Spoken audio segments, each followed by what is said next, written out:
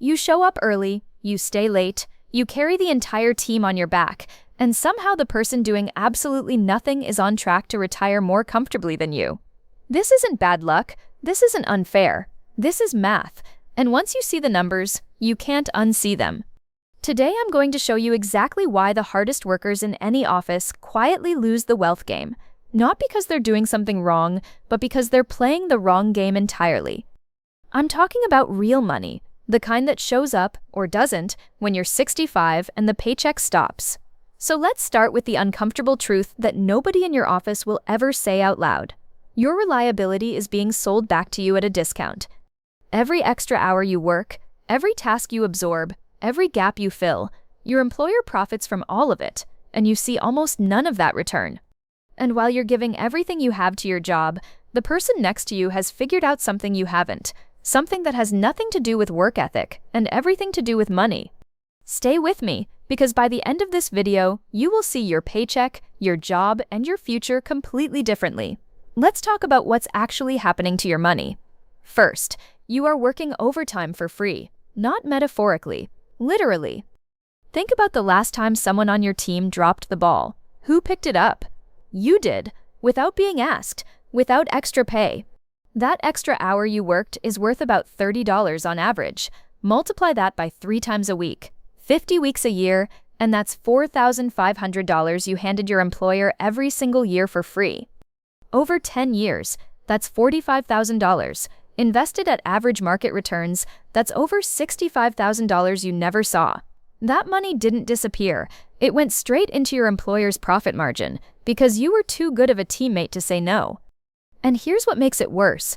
The person next to you, the one who never picks up the slack, their bank account isn't suffering. In fact, it might be growing faster than yours. Here's why. And this is where it gets uncomfortable. Reason number 1, your reliability is a product your employer sells, and you're not getting royalties. Every time you absorb someone else's dropped work, your employer delivers on a promise they didn't have to pay extra for. You made that possible. They kept the savings. Let's call this what it is: unpaid labor. It doesn't show up on your paycheck, but it absolutely shows up on your employer's bottom line. Now here's the kicker. Your lazy coworker isn't doing extra unpaid work. They're protecting their most valuable asset, which is their time, and quietly using it to build something outside of work.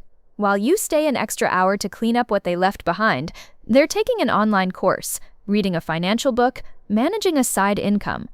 That 1 hour difference, 3 times a week, compounded over years, is the difference between retiring at 60 and retiring at 70. That's not an exaggeration. I'll show you the math in a moment. But first, reason number 2. And this one is going to sting a little. Think about the last time you asked for a raise. Did you ask? Or did you assume that doing more would eventually be noticed and rewarded? Most high performers wait. They believe results will speak for themselves, that loyalty will be rewarded, that excellence will be recognized. Here's what actually happens. Because you never push back, you become the cheapest high-output employee they have, and they have no reason to change that deal. Now look at your lazy coworker. They deliver barely enough, so when raise time comes, leadership has to negotiate just to keep a warm body in the seat. They get a retention raise. You get a "we really value you" speech. Same outcome, different bank balance. Over 5 years, that difference compounds. A 3% raise versus a 7% raise seems small in year 1, but by year 15, you are in a completely different financial universe. And before we get to reason 3, which honestly shocked me when I first saw the data, let me give you the number that changes everything. People who negotiate their salary just once, even a modest $5,000 increase, earn over $600,000 more across a 40-year career than those who never ask. $600,000 from one conversation that your lazy coworker is more likely to have than you. Why?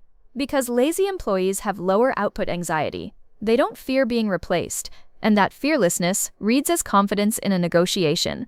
High performers are afraid to negotiate because they feel too responsible. What if they say no? What if the team suffers? What if the project fails without me? That's not dedication. That's a cage you built yourself, and your employer didn't even have to lock the door. Here's what I want you to understand. The system doesn't reward hard work. The system rewards negotiation, period. Now let's talk about reason 3. And I have to warn you, this one is going to change how you see promotions forever. Every year you overperform in your current role, you make yourself harder to promote. Not easier, harder. Because your manager knows what they'd lose if you moved up. They know you're holding 3 roles together, and moving you creates a problem they don't want to solve. So they give you more responsibility instead of a promotion. More title words, more scope, same pay band. Meanwhile, your lazy coworker, who hasn't made themselves indispensable, is promotable precisely because losing them costs the team almost nothing. Promotions mean more pay. More pay means faster wealth building, and every year you stay stuck at the same level is a year of compound growth you don't get back. And here's something nobody in HR will ever tell you. Being too good at your job is a liability unless you know how to manage it strategically. We'll get to that in a moment. But first, reason 4. Burnout has a price tag, and nobody is calculating it for you. The average burned-out employee spends $2,800 more per year on healthcare than their non-burned-out peers. Stress medication, therapy, sick days that turn into doctor visits. That's $28,000 over 10 years, money that never gets invested, money that never compounds, money that evaporates because you gave your body to a job that didn't give anything back. Your lazy coworker leaves at 5, sleeps 8 hours, doesn't spend weekends recovering from the week. Their medical bills are a fraction of yours. And it's not just healthcare. It's the hidden tax of exhaustion, the subscriptions you sign up for because you deserve it after a brutal week, the food delivery because you're too tired to cook, the retail therapy on a Thursday night, the impulse purchases that are really just stress in disguise. Research shows that stressed workers spend an average of 17% more per month than workers who feel financially in control. 17% every month for years. Your lazy coworker isn't burning out. They're not spending on stress, and their money is going where they choose, not where exhaustion drives them. And this leads directly into reason 5, the one that I think is the most financially devastating of all. When you come home exhausted every day, you have nothing left. No energy to research investments, no energy to build a side income, no energy to plan. You scroll instead, you watch something mindless, you tell yourself you'll start tomorrow, and tomorrow the same machine grinds you down again. This is not a motivation problem. This is an energy economy problem. Your employer is buying your energy wholesale and selling it back to you in the form of a paycheck that doesn't keep up. Meanwhile, your lazy coworker is protecting their energy like a budget. They spend just enough at work to stay employed, and everything else they invest somewhere that pays them back. I know what you might be thinking right now. So I should just do less? That's the advice? No. That's not the point. The point is, you need to redirect where your effort goes, not reduce it. Redirect it. And that requires understanding reason 6, the networking tax. Studies on workplace income show that employees with strong internal networks earn on average 23% more over their careers than equally skilled employees who keep their heads down. 23% more. Over a 30-year career at $60,000 a year, that's over $400,000 in additional lifetime earnings, from relationships, not output. While you're grinding out deliverables, your lazy coworker is having coffee with the regional director, having lunch with someone from a different department, cracking jokes with the CFO in the elevator. To the people who control promotions, budgets, and opportunities, they don't look lazy. They look like a connector, a collaborator, someone who knows how to build relationships. And the people who actually do the work, they're invisible because they never come up for air long enough to be seen. Visibility is income. This is not soft career advice. This is a financial equation, and your hard work, done in silence, is leaving money on the table every single year. And the 7th reason is the one that costs you the most over the longest period of time. It's not about what you earn, it's about what you don't invest. The average American worker with chronic workplace stress starts investing seriously at age 42. Their counterpart, who protected their energy, starts at 32. That 10-year head start at average returns produces over $340,000 more at retirement. $340,000, not from earning more, not from being smarter, just from starting earlier, because they had the energy to start. This is the complete picture. Every hour of unpaid overtime, every raise not negotiated, every promotion delayed, every year of burnout spending, every investing year lost, they all connect. Add it all up and you're looking at over $1.1 million in lifetime wealth gap between a hardworking employee and a strategic one, from the same salary, over the same career. Same job, same title, same starting pay, completely different financial destination. And the difference isn't talent, it isn't luck, it's where the energy went. So what do you actually do about this? Step 1. Stop being the invisible safety net. When a colleague drops work and you feel the instinct to cover it, pause and ask yourself, is this my responsibility? Was I assigned this? Is covering this in my interest? If the answer to all three is no, let it sit. You are not being unkind. You are protecting the most important financial asset you own, which is your time. Step 2. Make your work visible. Not loud, not arrogant, just visible. Send the brief update.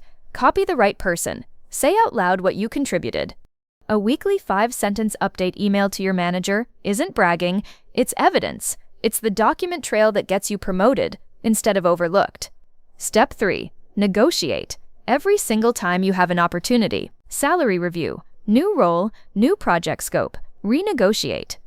The data is clear. People who negotiate at every opportunity out-earn those who don't by over $500,000 across a career. And that conversation is worth taking. Step 4. Protect your energy like it's money, because it is.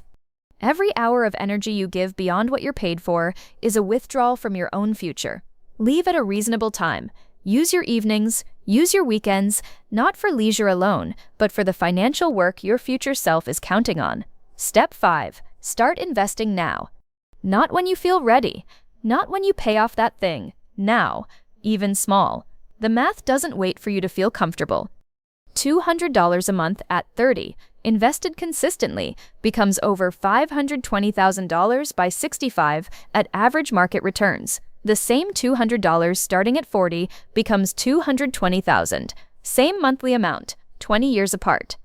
The difference between those two numbers isn't income, it's time, and the reason you haven't started is exhaustion, which brings us full circle back to protecting your energy. Everything connects. Energy to time, time to investing, investing to wealth, wealth to options. And options, the ability to choose your life. That's what this is all about. The laziest person at your office isn't winning because they're lazy. They're winning because they accidentally protected the things that actually build wealth, time, energy, and leverage. You can do this deliberately. You can protect your time without becoming lazy. You can negotiate without becoming difficult. You can be visible without becoming political. The goal isn't to become Marcus. The goal is to be excellent and strategic, to work hard inside a system that rewards you, not one that exploits you. Know exactly what you're being paid for. Do that excellently. Let go of the rest. Your generosity with your time has a real financial cost.